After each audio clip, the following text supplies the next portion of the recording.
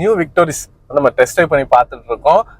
எனக்கு வண்டியை பார்த்தோன்னா தோணுன பெரிய விஷயம் பார்த்தீங்கன்னா, வண்டி ஓட்டுறதுக்கு எப்படி இருக்கும், பெரிய வண்டியா இருக்கு, சிட்டிக்குள்ள ஓட்டுறதுக்கு கம்ஃபர்டபுளா இருக்குமா அப்படின்னு சொல்லிட்டு ஒரு பெரிய ஒரு டவுட் இருந்துச்சு. பட் வண்டிக்குள்ள ஏறி இந்த டிரைவர் சீட்ல உட்காந்தோன்னா பார்த்தீங்கன்னா விசிபிலிட்டி ரொம்பவே நல்லா இருக்குங்க. ஸோ அதான் ஃபர்ஸ்ட் ஒரு இம்ப்ரெஷன், குட் இம்ப்ரெஷன் சொல்லுவோம்ல. ஸோ அந்த வகையில வீவிங் ஆங்கிள் ரொம்பவே நல்லா இருக்கு. ஃப்ரண்ட்ல பார்த்தீங்கன்னா போனட் அந்த எட்ஜ் வரைக்கும் எனக்கு நல்ல விசிபிளா இருக்கு. லெஃப்ட் அண்ட் ரைட் கார்னரும் நல்ல விசிபிளா இருக்கு. அதனால நீங்க சிட்டிக்குள்ளலாம் ஓட்டுறீங்க அப்படிங்கும்போது நமக்கு ஈஸியா கணிச்சு ஓட்ட முடியும். ஸோ எந்த மாதிரி இருக்குங்கிறத நம்ம ஈஸியா கணிச்சு ஓட்ட முடியும். அந்த அளவுக்கு நல்லாவே இருக்கும். ஸோ இப்போ நம்ம ஓட்டி இருக்கிறது பார்த்தீங்கன்னா ஸ்மார்ட் ஹைப்ரிட்லேயே டாப் வேரியன்ட் ZXi பிளஸ்ல ZXi பிளஸ் ஆப்ஷன்ல வரக்கூடிய டாப் வேரியன்ட்ல இதுக்கு அடுத்து 4 வீல் ஒரு ஆப்ஷன் இருக்கு. ஸோ இது 4 வீல் டிரைவ் கிடையாது.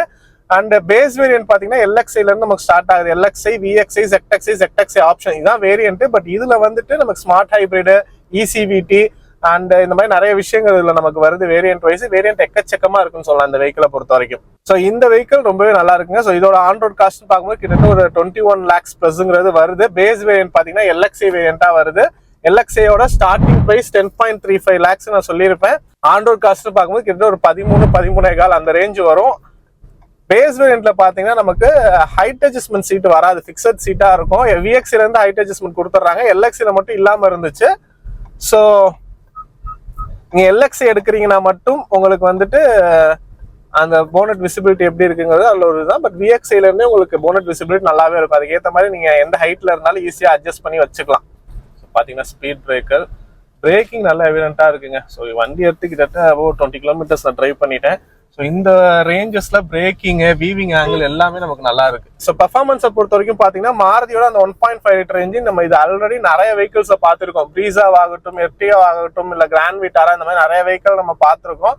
ஸோ மேக்ஸிமம் 103 PS ஆஃப் பவரும் 139 நியூட்டன் மீட்டர் ஆஃப் டார்க்கும் ப்ரொடியூஸ் பண்ணக்கூடியது. அதனால இன்ஜினும் ரொம்பவே நல்ல ரியலபிளான ஒரு இன்ஜின். நம்ம மைலேஜ் வைஸ்மே பார்த்தாலும் இந்த ஸ்மார்ட் ஹைப்ரிட்லாம் கொடுத்துருக்கோம் நல்ல ஒரு மைலேஜ் தான். மைலேஜோட நம்பர்ஸை பத்தி நான் உங்களுக்கு முன்னாடி சொல்றேன்.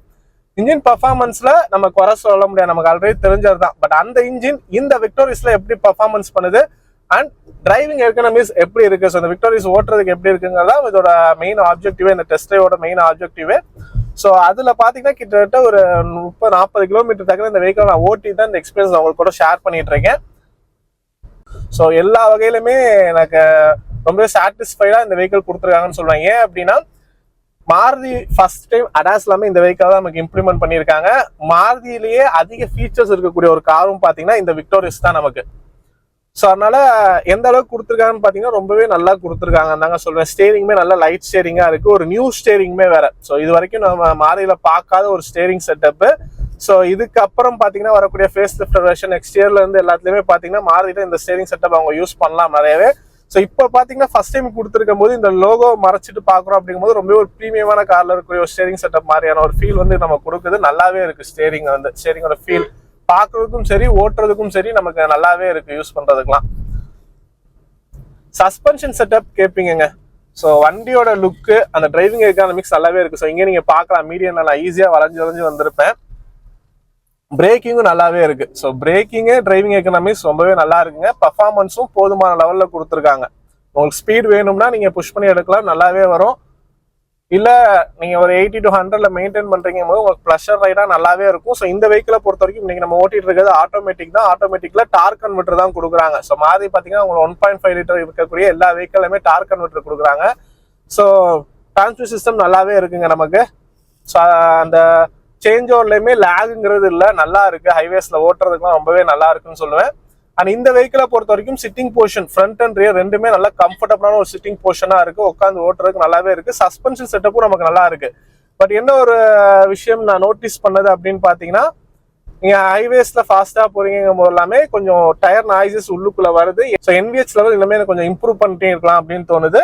ஸோ அந்த டயர் நாய்ஸுங்கிறதுலாம் இல்லை எனக்கு இருக்கக்கூடிய ஒரே விஷயமா இருக்கு. மற்றபடி அவுட்டர் நாய்ஸுங்கிறதெல்லாம் நமக்கு அந்த அளவுக்கு உள்ள வரலங்க. டோர்லாம் நல்லாவே சாலிடான ஒரு டோரா கொடுத்துருக்காங்க. நமக்கு கூட்டும் போதுமே அதை நம்மளால ஃபீல் பண்ண முடியுது. நான் டோர் லாக் பண்ணும் போதெல்லாமே அந்த கச் அப்படிங்கிற ஒரு சவுண்ட் வந்து நமக்கு நல்லாவே ஒரு வண்டிக்குள்ள உட்காந்துருக்க மாதிரி இருக்கு. ஸோ வெஹிக்கிளோட சேஃப்டி ரேட்டிங்கும் பாத்தீங்கன்னா 5 ஸ்டார் சேஃப்டி ரேட்டிங் வாங்கியிருக்கு பாரத் என்கேப்ல.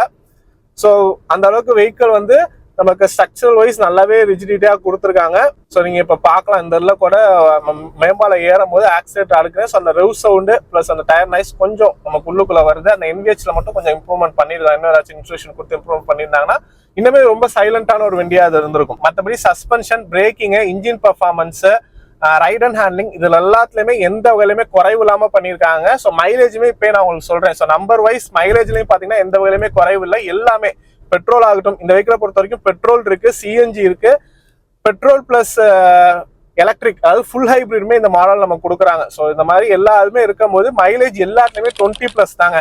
கிட்டத்தட்ட 21.7 நினைக்கிறேன். அந்த ரேஞ்ச் வரைக்கும் பெட்ரோல் நார்மல் ஸ்மார்ட் ஹைபிரிட்ல மட்டுமே அவங்க கிளைம் பண்றாங்க. CNG போறீங்க அப்படிங்கும்போது உங்களுக்கு வந்துட்டு 25+ 26 நம்ம அந்த ரேஞ்ச் வரைக்கும் கிளைம் பண்றாங்க.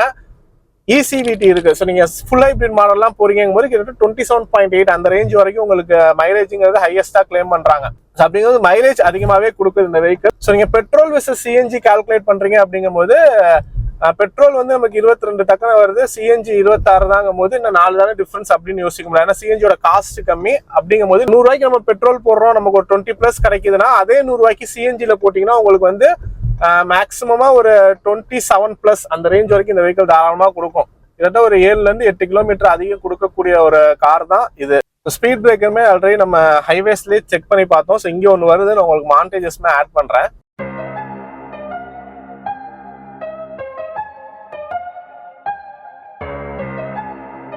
அண்ட் உங்களுக்கு கன்வென்ஸ் பாத்தீங்கன்னா 360 டிகிரி கேமராவே இருக்கு. அது மட்டும் இல்லாம ஹெட் அப் டிஸ்பிளேமே இதுல நம்ம கொடுத்துருக்காங்க. ஸோ அதுமே நீங்க பார்க்கலாம். ஸோ நீங்க உங்களுக்கு மேலே எந்திரிக்குது பாத்தீங்களா. ஸோ 360 டிகிரி கேமராமே உங்களுக்கு நான் வீவிங் காமிக்கிறேன், நீங்க பார்க்கலாம் நீங்க. ஸோ சைடு உங்களுக்கு 2 சைடுமே எப்படிங்கிறது இதுல வந்திருக்கு. ஸோ வண்டியோட ஓவரால் பார்க்கணும்னாலுமே நம்ம பார்த்துக்கலாம். ஸோ இப்போ இந்த இதில் நீங்க பார்த்துருக்கலாம், நம்ம பாலம் ஏறும் போது லேன் அட்ஜஸ்ட்மெண்ட்லாம் நமக்கு ஆட்டோமேட்டிக்காவே ஆகுதுங்க. வந்துட்டு லைன் டிபார்ச்சர் நல்லாவே எவிடென்ட் ஆகுது. அந்த அளவுக்கு வண்டியை சுற்றி நிறைய சென்சார்ஸ் அண்ட் 360 கேமரா எல்லாமே நம்ம கொடுத்துருக்காங்க.